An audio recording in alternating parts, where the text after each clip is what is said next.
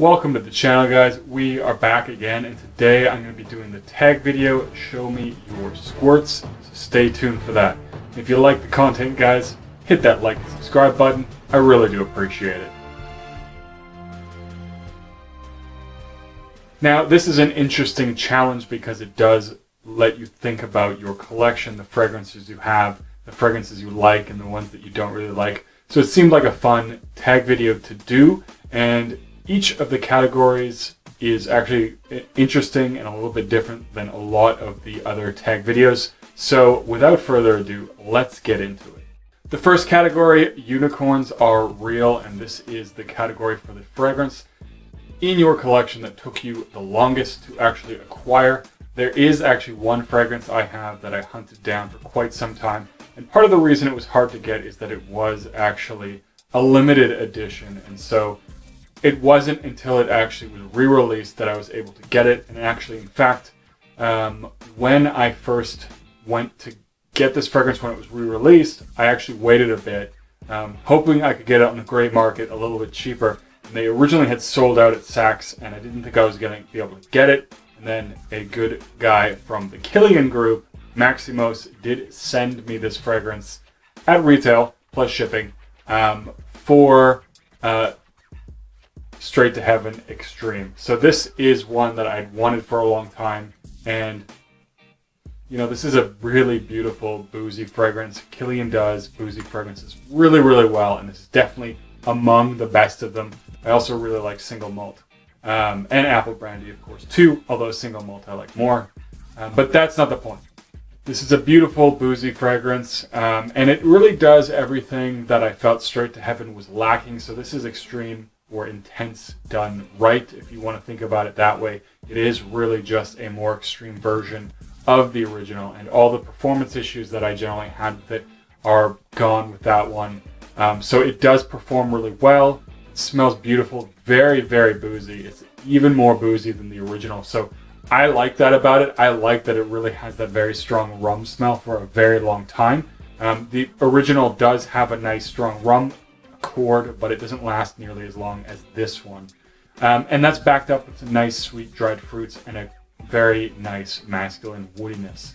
So really love this one. Took me a long time to get into my collection, but I do have it.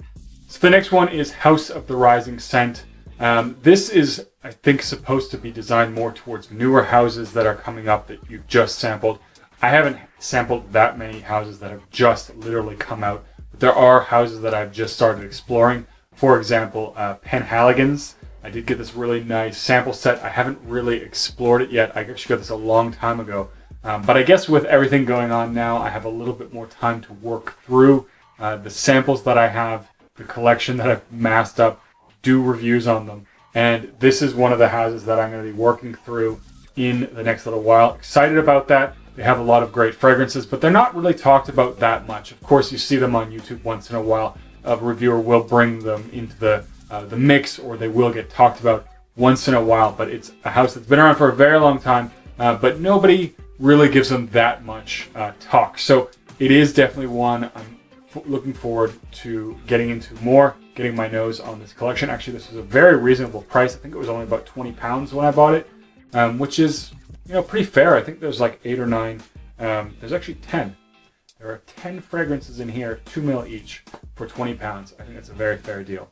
Anyways, there are definitely going to be more reviews from Penhaligon's coming up in the next month or so, and looking forward to that. Now, a lot of fragrances have a lot of hype around them. Some of them I don't like, some of them I do.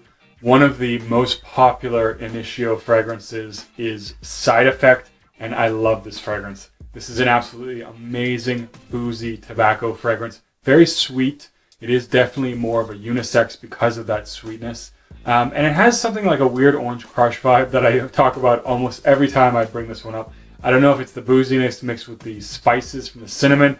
I think it might actually be, because I used to drink spiced rum with Orange Crush a lot. Tastes really good, like an orange creamsicle. This gives me a little bit of that vibe in the opening. Really enjoy that. And it just is one of the best boozy tobacco fragrances. So people do talk about this one very highly. I definitely agree. This is a fantastic fragrance. It is a little bit expensive, but if you can get it for a good price, I do think it's worth it. So yeah, that was the category, Heart the Hype. The next category is actually the opposite of that, Renounce the Ounce. And this is essentially which hyped up fragrance do you not like. One of them, I actually have two here that I talk about almost all the time when I do talk about fragrances that I think are hyped and that I don't like that much. And there's two of them. One of them I actually dislike, and one of them that I've just, you know, don't dislike, but I don't really like. So, first one, Guerlain Rouge 540. If you've heard me talk about this one before, you've seen me comment on Facebook or other people's videos or what the case may be.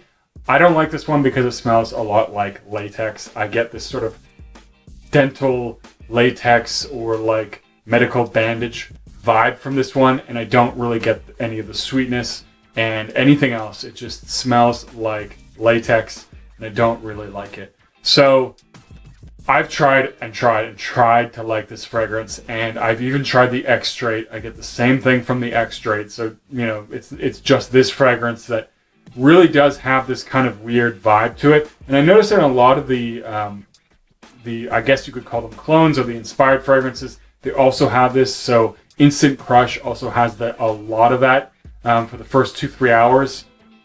I get a smidge of this from Guerlain, even though Guerlain is quite different from Guerlain Rouge 540. And Greenwich Village, I also get a little bit, but much less of it as well. And those are all fragrances that have similar DNA. And in fact, actually, I should mention even Cloud, I get that from. So it's obviously, for me, not something I enjoy, and I really don't like it. So that fragrance I've tried to like, but I just can't do it. I've worn it like 10 times, and it just does not work for me. The next one is Aventis. Now, I don't actually dislike Aventis, but I don't really guess. I guess that I don't really get the hype around it.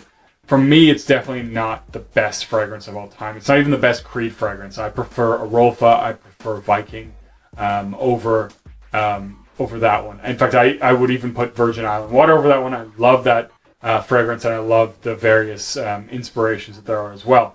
Aventis is not a bad fragrance. I don't think it's bad by any means, but it just doesn't, I guess, blow me away. And it's been hyped up so much. I think part of that was the problem. I expected a lot when I got my nose on it, and it didn't live up to that hype.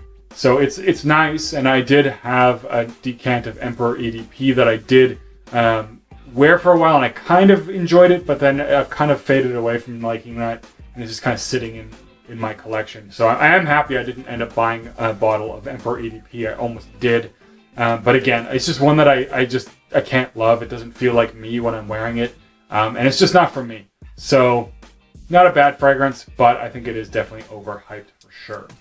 The next category is Love is Blind Buying. So favorite blind buy. I actually have a bunch of blind buys because I did do a series that I'm going to be adding some more to soon enough, where I blind buy a fragrance just for the fun of it. And most of those have turned out well. So I do have a lot that I like. One of them, I'll mention a couple of them actually. So the first one, the most expensive one that I've blind bought probably is Nishane Fan Your Flames. So this is a gorgeous fragrance, coconut rum tobacco, very, very boozy, very nice tobacco, has a little bit of sweetness from the coconut. It doesn't really smell so much like coconut to me, but it does smell like a nice sweetness in the air. And I do really enjoy that one. This one turned out very well. First from the house that I got from Nishane, and was not disappointed. Really enjoyed this one, so this was a great blind buy on my part. Another blind buy, believe it or not, was actually Spice Bomb Extreme. Now, it's not completely blind because I had smelled Spice Bomb when I went to pick this one up. And I actually guess I should thank, I think it was even Jeremy Fragrance for that one, because he suggested this one. He said it was fantastic. I bought into the hype, and I did buy this one. Really enjoy this one. I had smelled Spice Bomb, but they didn't have any samples of Spice Bomb Extreme. They didn't have any testers, so I didn't even get to smell the opening. But this has been one of my favorite winter fall fragrances. Absolutely gorgeous. This one is great. One of the best designer fall winter fragrances. Everybody's talked about this one, and for good reason. It's absolutely fantastic. So that is another great blind buy. So the next category, Crystal Baller. What fragrance are you looking forward to buying? One of the fragrances I'm really excited to try out is the reformulation of Sedley. I always liked the DNA. I think it's a really nice spring summer fragrance, but it's also one that performed extremely poorly, especially by Parfums de Marly standards. Now, I have worn it before where it did last a long time, but it's virtually the entire time a skin scent. And then I've had other times where I've worn it and it's completely gone in like 3-4 hours, which, especially at the price point, is something that I think is, you know, unacceptable. If that's a cheapie that smells nice, then, you know, so be it. I'll reapply. But when you pay Parfums de Marly prices, even, you know, the gray market prices, you do expect a little bit more. And that is the biggest thing I found to be lacking. And I have heard the reformulation is a much, much better performer, performs much more like the other Parfums de Marly fragrances. So that's one I'm definitely looking forward to trying out, looking forward to purchasing, because it's definitely one I would enjoy in the upcoming summer if it does perform as well as, you know, it's been claimed to perform, and, you know, if I can get outside of this room this summer. I'm also looking forward to getting my first Mancera, which I think is going to be Winwood. This is a beautiful, beautiful fragrance with a very pronounced violet note, which is interesting. I'm not a huge fan of florals, but the violet works really well, and it gives a nice breezy vibe to the whole fragrance, and it's definitely one I'm hoping to get my hands on soon. Fragrance Buy does have a pretty good price on it, so I'm kind of, you know, debating just buying it right now, but I probably will pick it up fairly soon.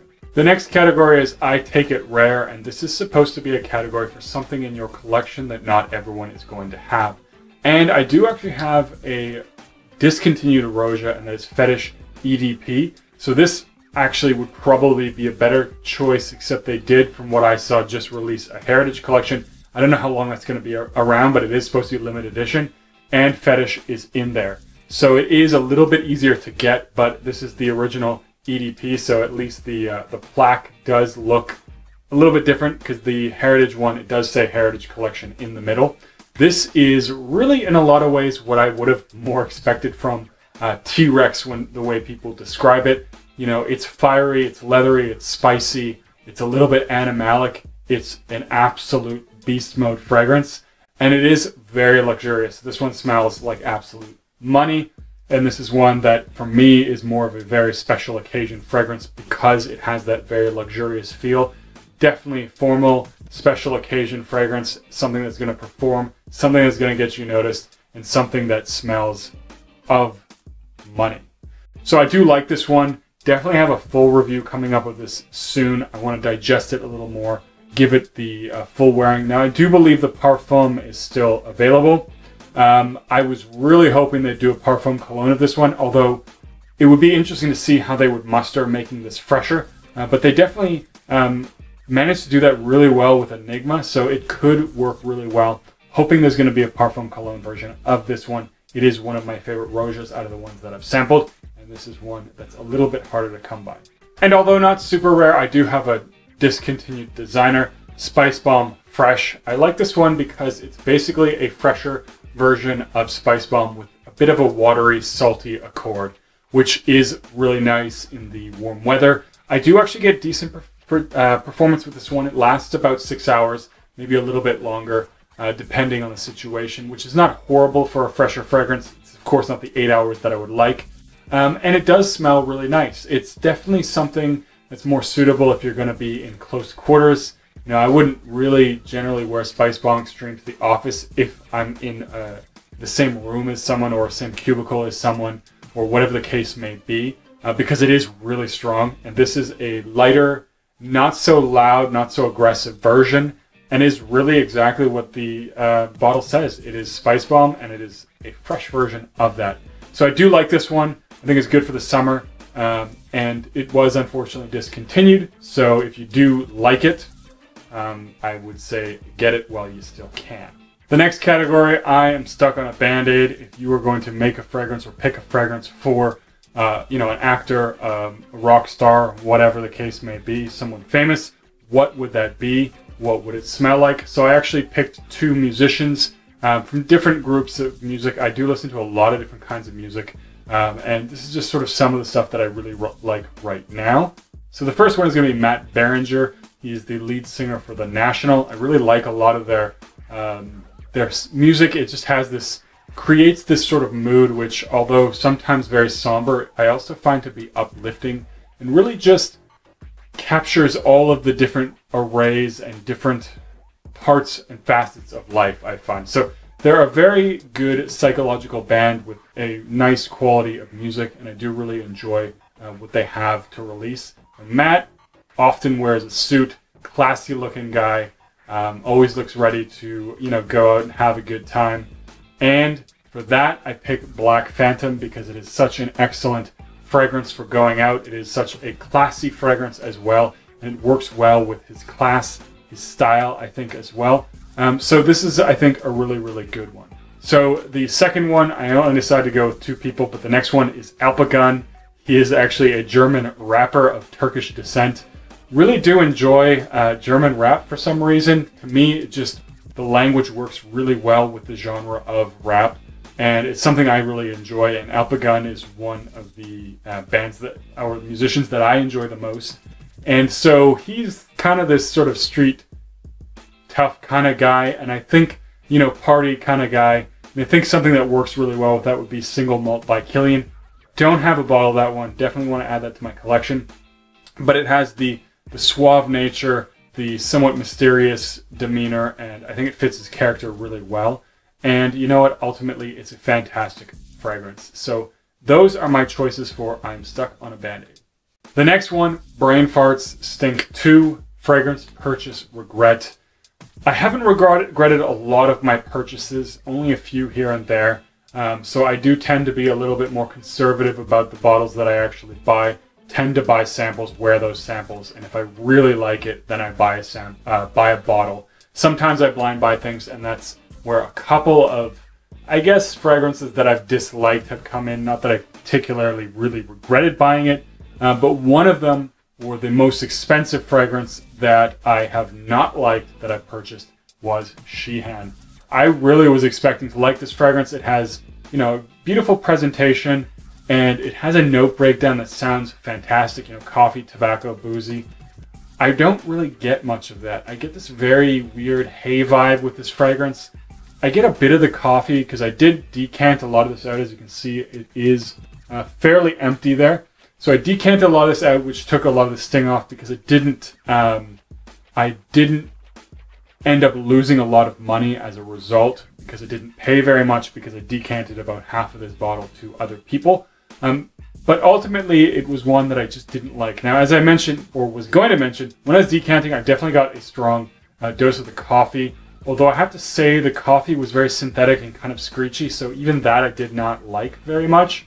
And this fragrance, although has a lot of notes that I really enjoy, just didn't work for me. So this is one that I definitely did not like. I wouldn't say I regretted it.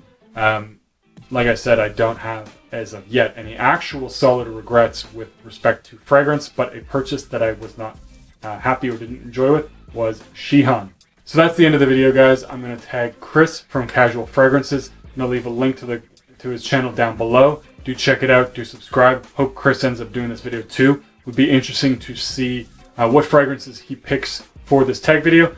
And guys, leave a comment down below. What are your fragrances for each of those categories?